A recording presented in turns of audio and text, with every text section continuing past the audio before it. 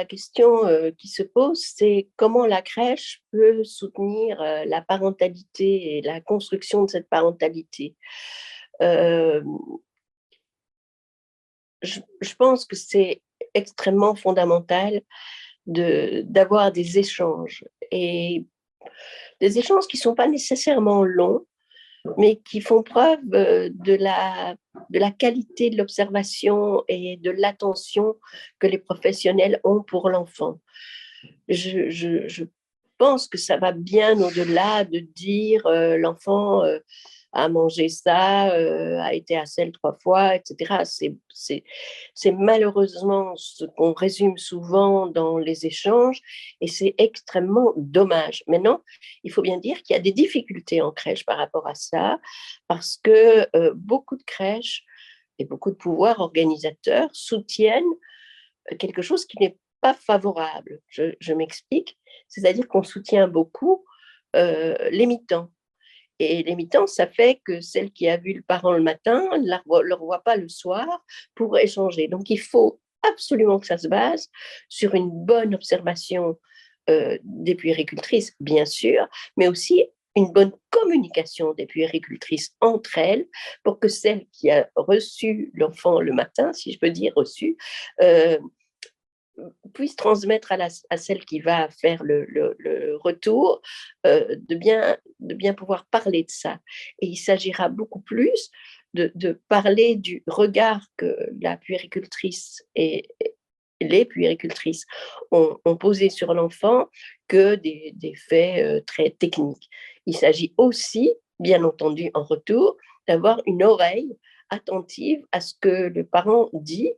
Et là, on est dans quelque chose qui n'est pas simple, parce que entre entendre et reconnaître certaines difficultés, certains, ouais, certains états d'âme, je veux dire, des parents, les confidences qui pourraient devenir, prendre une place importante et un peu, je dirais, complexe, il va falloir faire la différence. Donc, c'est un exercice d'équilibriste qui n'est absolument pas simple. Euh, et je pense qu'il y a un autre type d'exercice pas simple, c'est que la puéricultrice devienne aux yeux du parent quelque chose que le parent n'a pas nécessairement envie d'entendre et qui n'est d'ailleurs pas nécessairement vrai, c'est qu'elle est experte en éducation, alors que eux n'auraient rien vu de ce que la puéricultrice a vu. Euh, il faut toujours rappeler que la relation entre la puéricultrice et l'enfant et la puéricultrice et la relation entre le parent et l'enfant n'est pas de la même nature.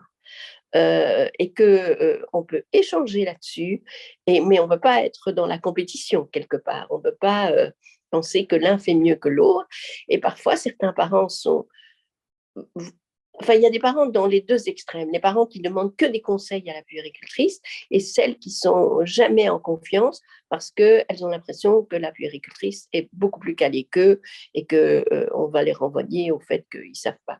Donc, vraiment, il y a là toutes des tensions qui peuvent se mettre et les réunions d'équipe servent aussi à ça.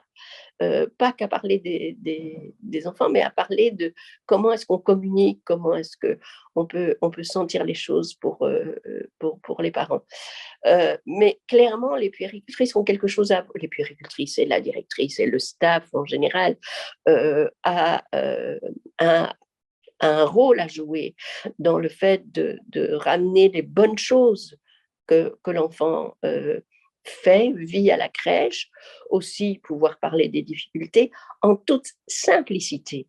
Et c'est-à-dire pas en tant qu'expert, mais en tant que, ben voilà, comme voilà, j'observe comme tous les enfants, comme tous les parents, on vit des choses comme ça, etc. Donc je pense que c'est pas un exercice très facile parce que souvent la difficulté pour les professionnels, c'est d'être valorisé. Donc on a l'impression qu'on ne valorise pas beaucoup les puéricultrices dans notre société et Dieu seul sait si elles font un travail extrêmement important.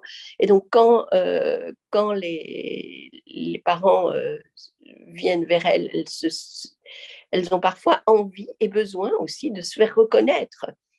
Mais il faut être prudent dans cette affaire-là pour soutenir le parent et pas prendre sa place quelque part en lui disant, enfin, pas jouer les belles-mères, si vous voyez ce que je veux dire.